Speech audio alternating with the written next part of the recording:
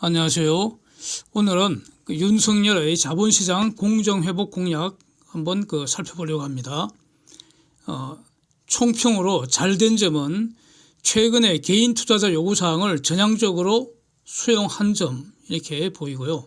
좀 미흡한 것은 제조강국의 어떤 지속적인 발전을 뒷받침할 수 있는 그런 금융강국, 자본시장 강국 이 건설에 대한 비전이 완전히 누락된 점입니다. 그래서 발표 내용을 먼저 한번 보면 2023년부터 이제 양도세 시행이 되는데 여기에 맞추어서 정권거래세 전면 폐지 공약을 했습니다. 이거는 제가 아주 오랜 기간 수시로 주장하던 것으로 매우 바람직하다고 봅니다. 예, 저는 전혀 불만이 없습니다. 아주 쌍수를 들고 환영합니다. 이중과세 문제점이 해소되고요. 또 조세는 실현 이익에 대해서 기준으로 또 이익에 비례해서 조세를 걷어가야 한다. 이게 이제 조세 원칙인데 정권거래소는 이익이 아닌 손실의 경우에도 세금을 징수하니까 이게 지금 문제였잖아요. 이런 것이 해소되게 됐습니다.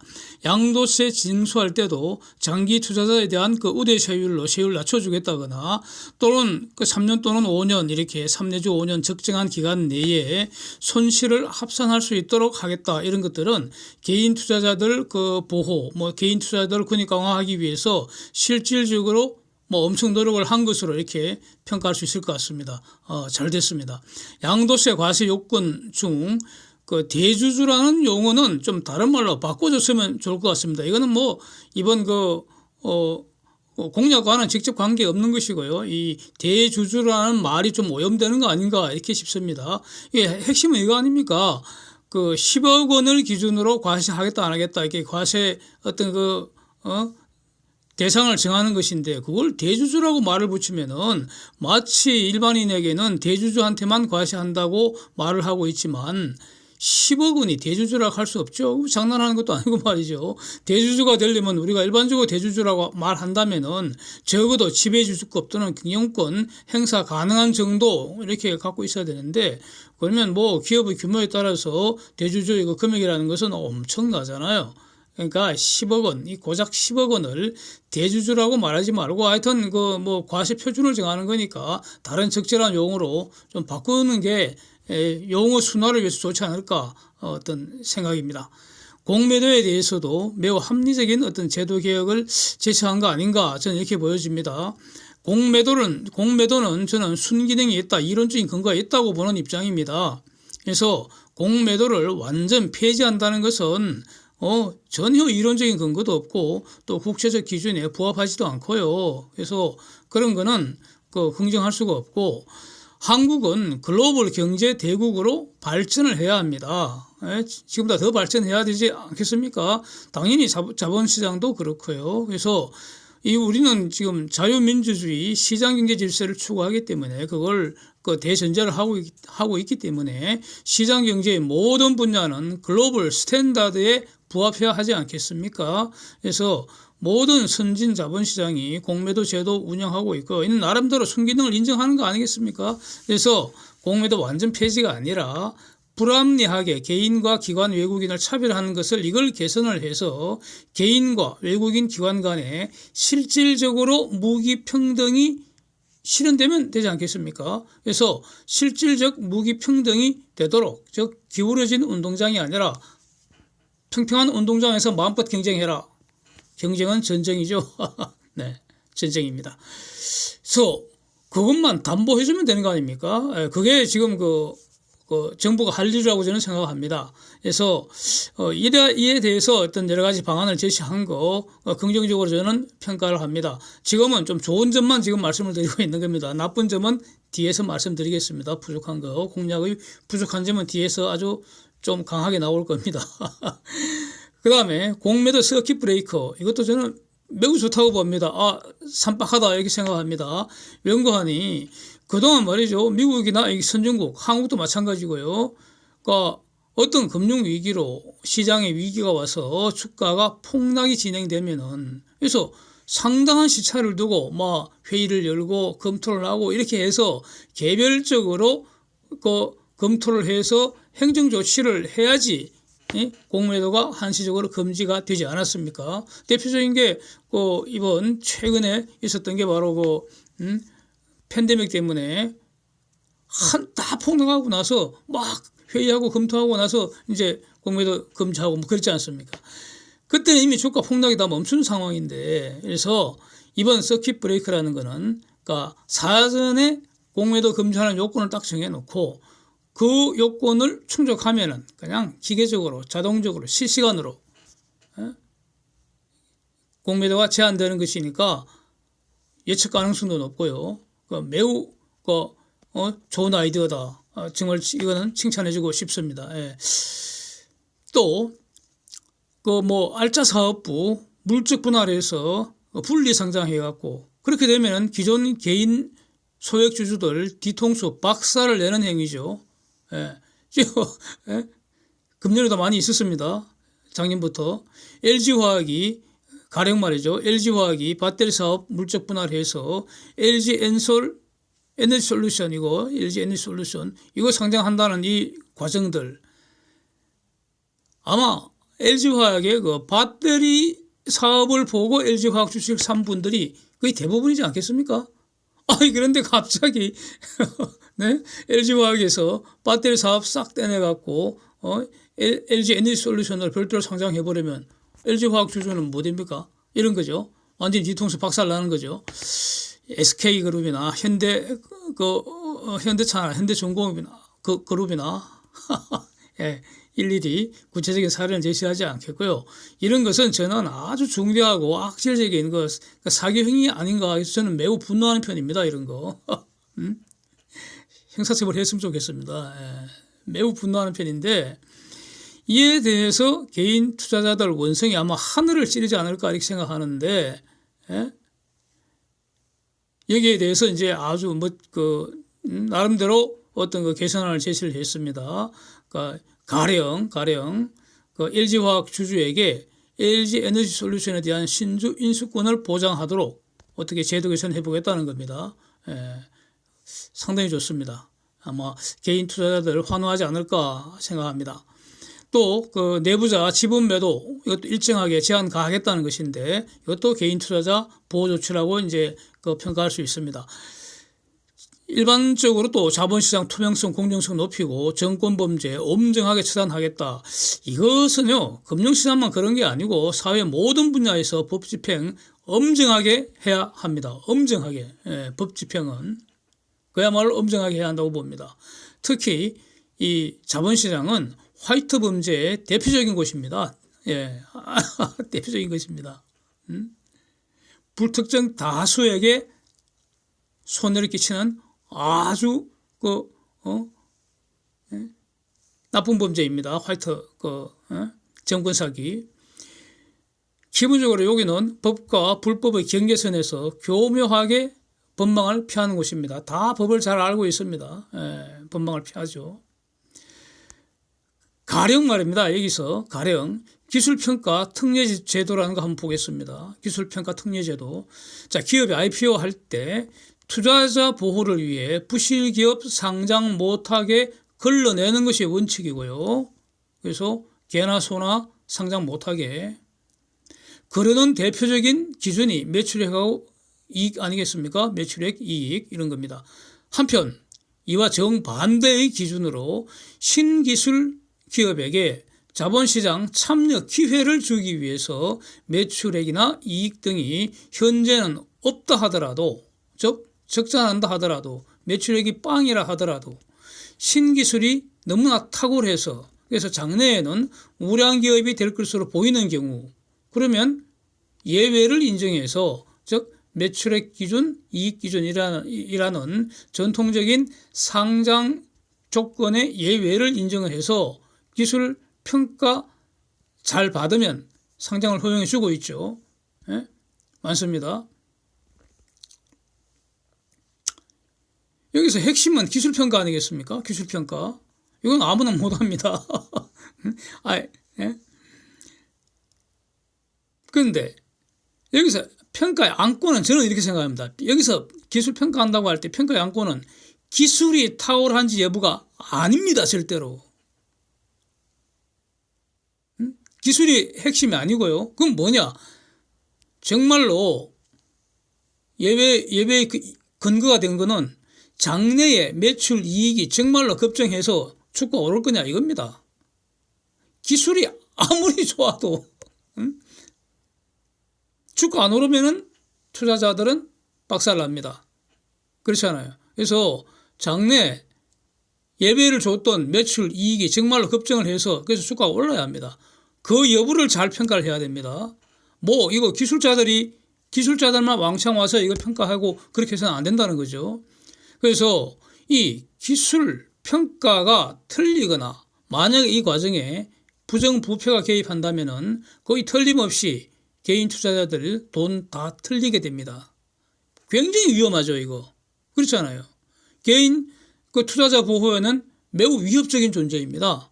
그래서 개미의 쪽박은 대주주의 대박이 되는 그런 구조가 되는데 여기서 구체적 사례는 제시를 하지 않겠습니다만은 결국 이 문제는 기술평가 특례 제도라는 이 제도 자체를 뭐 없애자거나 아니면 뭐 더 쉽게 하자거나 이렇게 말하는 건 아니고요. 그런 차원이 아니라 이거 법 집행 엄정하고 공정하게 해야 하는 것 이게 안고입니다. 이게 매우 중요하죠. 그래서 이런 문제를 우리가 윤석열 팀이 명확히 인식하고 있고 특례의 적용은 특별히 개인 투자자 보호에 만전을 기하는 방향으로 이 집행하겠다 이런 선언이라도 했으면 얼마나 좋았을까. 예? 이 중요한 부분이 누락된 거 아닌가 해서 다음번에는 꼭 포함되기를 기대를 하겠습니다. 엄정하게 법 집행해달라는 이런 기대 이건 매우 많죠. 우리 지금 우리 사회가 막 그동안 지금까지는 완전히 그 개판이었으니까 개판이었으니까 그래서 엄정한 법 집행에 대한 기대 때문에 지금 윤석열 지지하는 거 아니겠습니까? 그래서 최근 5년 이내에 각종 펀드에 대한 범죄 많죠. 그 재수사해서 이것도 엄정하게 처단하고 범죄 수익 모조리 몰수하기를 기대 만땅입니다. 대략 이 정도 발표가 됐는데 발표 내용은 전체적으로 매우 바람직하다고 봅니다. 근데 여기서 아쉬운 점은 말이죠. 이건 너무 미시적인 거 아닌가. 특정 사안, 즉 현재 개인 투자자들의 원성이 집중된 그런 쟁점 사항을 전향적으로 수용한 것에 집중한 것 같습니다.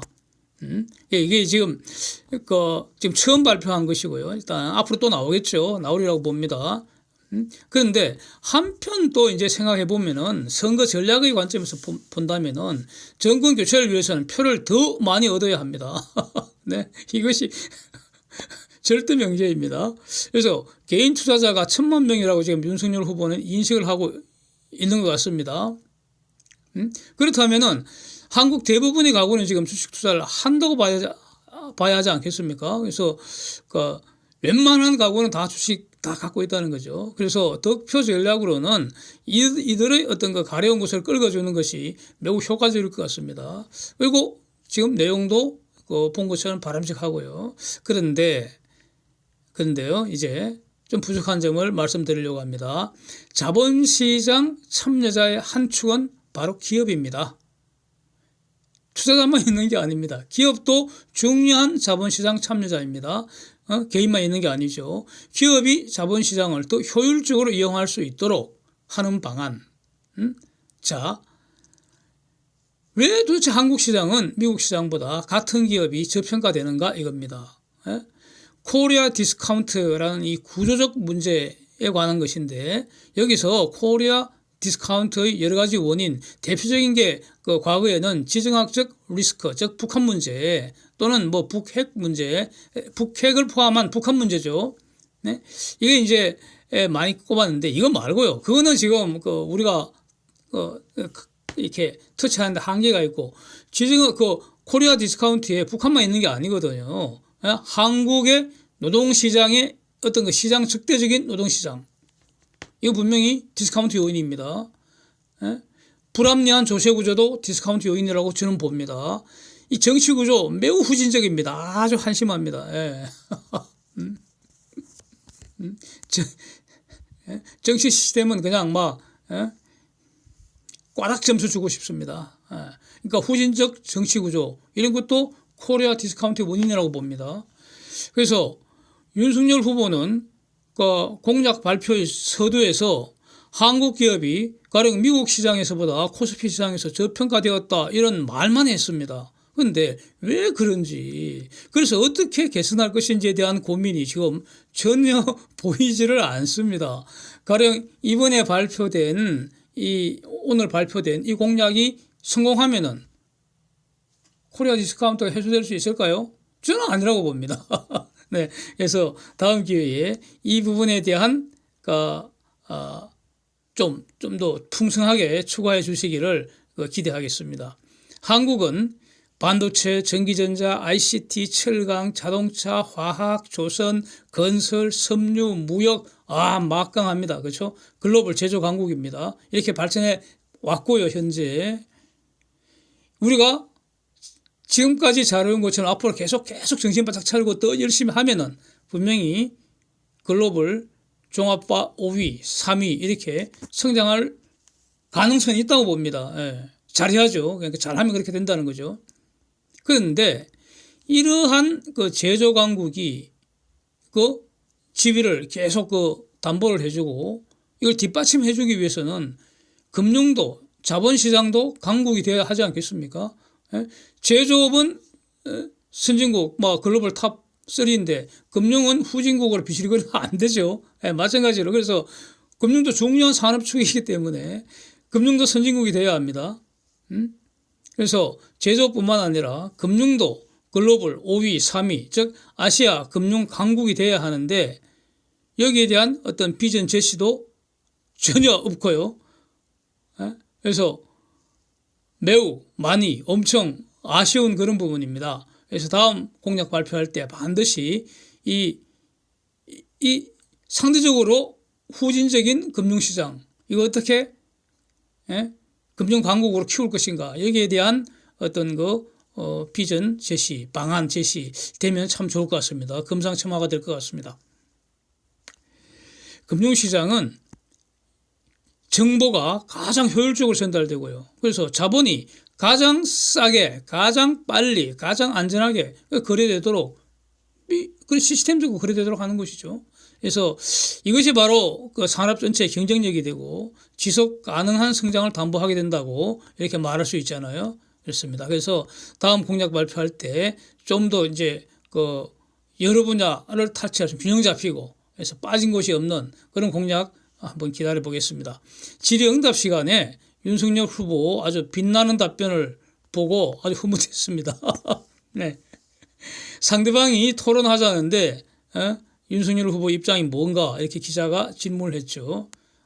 그래서 그 답변이 그러니까 제 생각은 말이죠. 제가 보기에는 제 생각은 대장동 그분은 말입니다. 사실대로 말하지를 않고요. 수시로 말을 바꾸잖아요. 토론이라는 것은 고도의 어떤 지적 공방입니다. 상대방의 말을 기초로 공격하고 방어하고 이렇게 하는 겁니다. 연락에 공격해갖고 논리 박살을 내놔붙는데 그러고 나니까 말을 바꿔버리거나 아니면 거짓말을 기초로 공방을 벌였는데 나중에 진실이 드러나면 도대체 토론이 무슨 소용이 있습니까? 그래서 그분과는 토론할 필요가 없고요. 그분한테는 질문할 필요도 없고요. 그분의 답변은 들을 가치도 없습니다. 눈물 짜랐더니 우는 것으로 쏙들어 삑하는 사람하고 무슨 토론을 하겠습니까? 저는 이런 생각입니다. 그래서 윤석열 후보가 그분과 토론하면서 시간과 에너지 낭비할 게 아니라 공약 더 개발하고 더 많은 사람을 만나는 것이 더 낫다고 생각합니다. 법정 토론 3번도 너무 많아서 아예 없애버리거나 한 번만 해도 될 것 같습니다. 지금 상황이라면. 그렇습니다. 저는 이런 생각을 가지고 있는데 윤석열 후보도 정확하게 이런 취지로 답변을 하는 것 같아서 쏙이 후련했고요. 박수갈채 보냈습니다. 그래서 그때 윤석열 후보 답변 제가 이해하기는 이렇게 이해했습니다. 본인이 토론에 자신이 없어서 토론 안 하는 것이 아니라 이렇게 저쪽에서 나를 그렇게 공격하는데 그런 게 전혀 아니고 나는 토론에 자신이 있다 이런 전제에서 중대한 범죄 혐의에 받는 사람이 의혹을 도대체 제대로 해명하지도 않고 진상규명에 협조하지도 않는데 어떻게 마주 앉아서 국가정책을 같이 논할 수 있겠는가? 내가 쪽팔리다 이겁니다. 네? 맞지 않습니까? 네.